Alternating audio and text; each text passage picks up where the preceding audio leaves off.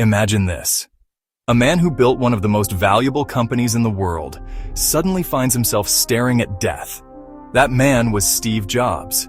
In 2003, the visionary behind Apple was told he had a rare form of pancreatic cancer. The prognosis was grim. He had money, fame, power. But in that moment, none of it mattered. What mattered was time. How much was left? What would he do with it?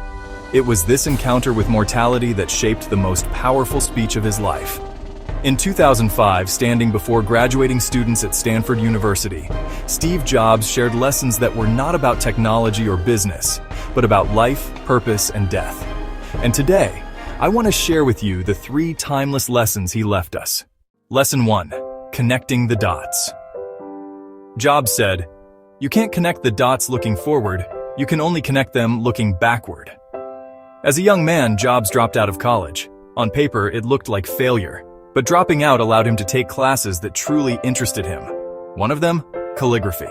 At the time, it seemed useless, just beautiful letters on a page. But a decade later, when Jobs created the first Macintosh computer, he built in elegant typography. That decision set Apple apart and changed how we interact with technology forever. Looking forward, the dots never make sense, but looking backward, they create a masterpiece. The lesson? Trust your journey.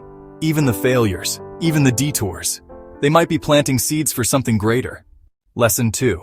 Love and work. Jobs said, "The only way to do great work is to love what you do." He was fired from Apple, the company he founded, humiliated, broken, lost. But instead of giving up, he followed his passion. He created Next. He bought Pixar. Both ventures seemed like side quests, but eventually, Apple bought Next, bringing Jobs back. Pixar created Toy Story, changing animation forever. Had he not loved his craft, he would have stopped. But love made him relentless. Love made him resilient. So ask yourself, do you love what you do enough to keep going when you fail? Because without love, the weight of failure will crush you. But with love, failure becomes fuel. Lesson 3. Death as a teacher. And here lies the deepest part of Jobs' message.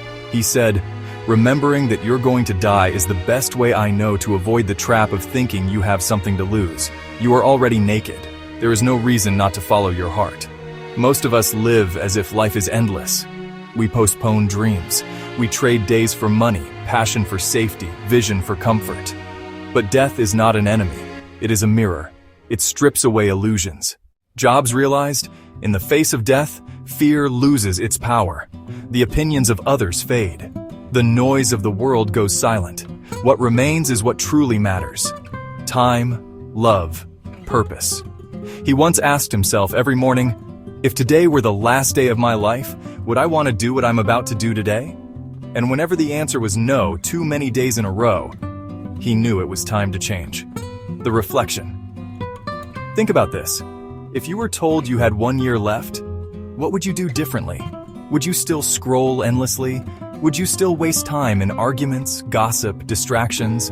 Or would you finally write that book, start that business, forgive that person, tell someone you love them? Jobs reminds us that death is not meant to paralyze us. It is meant to wake us up, because time is the only currency we can never earn back. The closing challenge. So here are Steve Jobs' 3 lessons once again. 1. Trust that the dots will connect. 2. Love what you do or keep searching until you find it. 3. Remember that you will die, and let that truth set you free. Now here's my challenge to you. If today were your last day, would you be proud of how you spent it? Would you feel alive? Or would you regret the time you wasted? You can't change yesterday. You can't control tomorrow, but you can choose today. And maybe, just maybe, that's the secret Jobs wanted us all to see. Because in the end, life is not about avoiding death. It's about making sure you truly lived before it comes.